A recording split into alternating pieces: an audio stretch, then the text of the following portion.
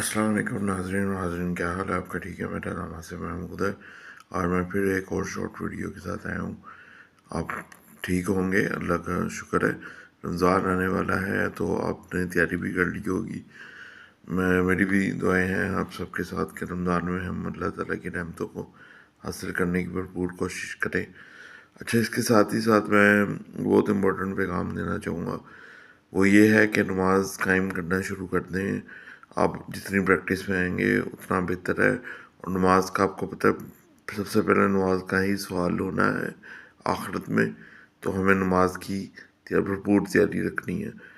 اچھا، اس کے ساتھ میں یہ بہت دفعہ پہلے بھی کلیئر کر چکا ہوں کہ لوگوں کو نہیں پتہ کہ استغفار کرنا کیا ہوتا ہے۔ یہ اس کا مطلب یہ نہیں کہ صرف آپ نے استغفار پڑھنا، اس کا پورا پڑھنا ہے استغفر اللہ۔ یہ آپ 1000 دفعہ آپ نے ڈیلی کا پڑھنا، 2000 دفعہ بھی پڑھ سکتے ہیں، اور یہ اپنی لائف میں ایڈ کر لیں۔ اس کا بہت ثواب ہے، یہ آپ کے رزق میں اضافہ کرے گا، آپ کے تمام کام اللہ تعالیٰ پورے کر دے گا۔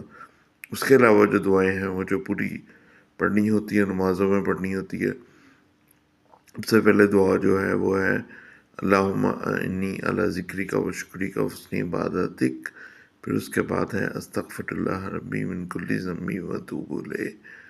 پھر اس کے بعد لا الہ الا انت سبحانک انی کنت من الظالمین۔ یہ جو چیزیں ہیں، یہ دعائیں ہیں، یہ پڑھنا بہت ضروری ہے۔ ایک پاورفل دعا اور ہے حسبنا اللہ و نعم الوکیل، اللہ توکل، اللہ پہ توکل۔ دوسری دعا ہے حسبنا اللہ و نعم الوکیل، لا حول ولا قوت الا باللہ۔ یہ سب دعائیں پڑھنے کا مقصد یہ ہے کہ ہم اللہ تعالیٰ کے نزدیک ہوں اور اللہ تعالیٰ کی قربت حاصل کریں، اور اپنی دعائیں اور اپنی جائز حاجات کو قبول و منظور بھی کروائیں۔ بے شک اللہ تعالیٰ نے اپنے بندے کو کہا ہے کہ میں تیری ہر وقت توبہ قبول کروں گا اور ہر وقت تیری جائز حاجات بھی قبول کروں گا۔ تو ان دعاؤں کا ضرور اہتمام کریں، نماز ضرور پڑھیں، اور اس کے ساتھ ہی میں اپنی شارٹ ویڈیو کو ختم کرتا ہوں۔ میرا چینل ضرور سبسکرائب کیجئے گا، اسلام اینڈ احادیث کے نام سے، اور اپنے بھائی کو دعاؤں میں بھی یاد رکھیے۔ شکریہ، اللہ حافظ۔